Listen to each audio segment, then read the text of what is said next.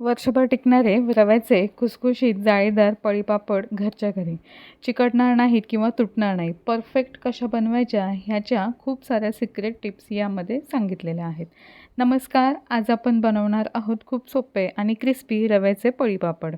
उन्हाळ्यात बनवून ठेवा आणि वर्षभर साठवता येणारी ही परफेक्ट रेसिपी आहे. हे रव्याचे पळीपापड करण्यासाठी 1 वाटी बारीक रवा घेतलेला आहे. शक्यतो घेतानाच बारीक रवा घ्यायचा आहे. जर बारीक रवा नसेल तर जाड रवा मिक्सरमध्ये फिरवून घेतला तरीही चालेल. आता हा रवा पूर्णपणे बुडून वर पाणी राहील इतपत आपल्याला पाणी घालून घ्यायचं आहे. रव्यात काही घाण असेल, कचरा असेल तर तो पाण्यावरती तरंगून येईल आणि रव्यामधली तामसुद्धा निघून जाते. तर आता साधारण एक 15 मिनिट तरी आपण रवा या पाण्यामध्ये असा भिजत ठेवूया. रवा एकीकडे भिजतोय तोपर्यंत आपण एका मोठ्या भांड्यामध्ये पाणी मोजून घेऊया, पाणी उकळायला ठेवूया. त्यासाठी मी एक मोठं पातेलं घेतलेलं आहे आणि ज्या वाटीने आपण रवा मोजून घेतला त्याच वाटीने साधारण आपल्याला 8 वाट्या इतकं पाणी या पातेल्यामध्ये घालून घ्यायचं आहे. तर हे बघा, अशा पद्धतीने पाणी घालून घेतलेलं आहे. पाणी आपल्याला उकळत ठेवायचं आहे गॅसवरती. पाणी उकळतंय तोपर्यंत या रव्यावरचं जे हे पाणी आलेलं आहे ते सगळं आपण काढून घेऊया. तर हे बघा, अगदी हलक्या हाताने भांडं उचलून घ्यायचं आहे आणि जेवढं पाणी वरचं निघेल सहज तेवढं काढून घ्यायचं आहे. हे बघा, इथे तुम्हाला दिसत असेल की रव्यावरची जी ही ताम आहे ती सुद्धा निघून जाते आणि आपल्या ह्या ज्या पळीपापड्या आहेत रव्याच्या त्या एकदम पांढऱ्या शुभ्र होतात. तर अशा पद्धतीने हे बघा, असं पाणी काढून घेतलेलं आहे. अगदी हलक्या हाताने काढून घ्यायचं आहे. पातेल्यात जे आपण पाणी मोजून घेतलेलं ते सुद्धा गरम झाले. आता त्यामध्ये चवीनुसार मीठ घालून घेऊया. अगदी पाव चमचा पोहे खाण्याचा आहे तो पापडखार घालून घ्यायचा आहे आणि यामध्ये 1 चमचा पांढरे तीळ घालून घ्यायचे आहेत. आता हे पाणी झाकण ठेवून चांगलं उकळून घ्यायचं आहे. पाणी उकळतंय तोपर्यंत आपण या रव्यामधल्या ज्या गुठळ्या आहेत त्यासुद्धा सगळ्या मोडून घेऊया.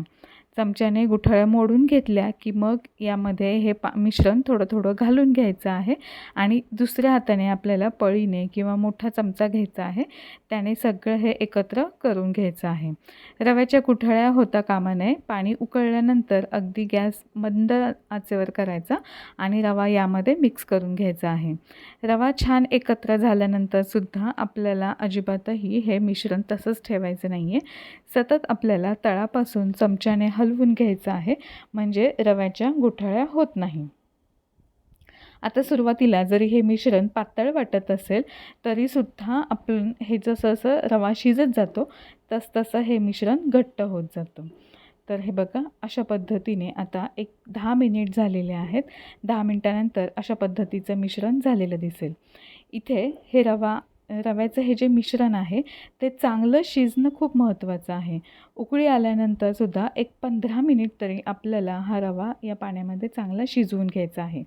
अगदी तुम्ही टायमर लावूनसुद्धा इथे हे केलं तरी चालेल, पण 15 मिनिट जर रवा व्यवस्थित इथे शिजला नाही तर पापड्या तुटतात आणि व्यवस्थित होत नाहीत. झाकण ठेवून 2 ते 3 वाफा काढून घ्यायच्या आहेत आणि सतत तळापासून हलवायचं आहे. रव्याच्या अजिबात गुठळ्या होऊ द्यायच्या नाहीत.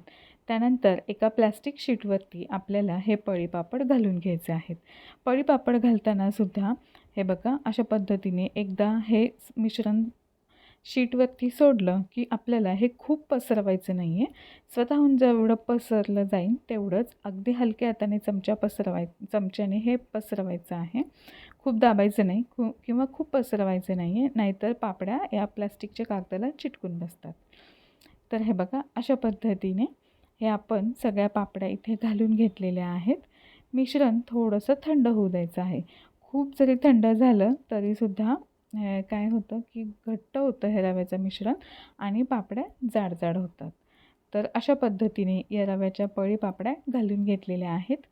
1 दिवस जरी तुम्ही सावलीत सुकवल्या आणि त्यानंतर 2 दिवस कडकडीत उन्हामध्ये सुकवून घ्यायच्या आहेत, म्हणजे या वर्षभर टिकल्या जातात आणि अजिबातही खराब होत नाही किंवा जाळी लागत नाही.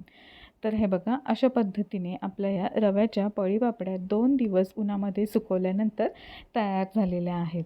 पापड चांगले खुसखुशीत होण्यासाठी हे मिश्रण खूप जास्त पातळ ना खूप जास्त घट्ट ठेवायचं आहे आणि मिश्रण खूप जास्त पसरवायचं नाही. तर अशा पद्धतीने तळल्यानंतर सुद्धा एकदम मस्त खुसखुशीत असे हे आपले पळीपापड तयार झाले. पापड तेलात तळत असताना तेल चांगलं कडकडीत तापलेलं असणं खूप महत्त्वाचं आहे, नाहीतर पापड व्यवस्थित तळला जात नाही.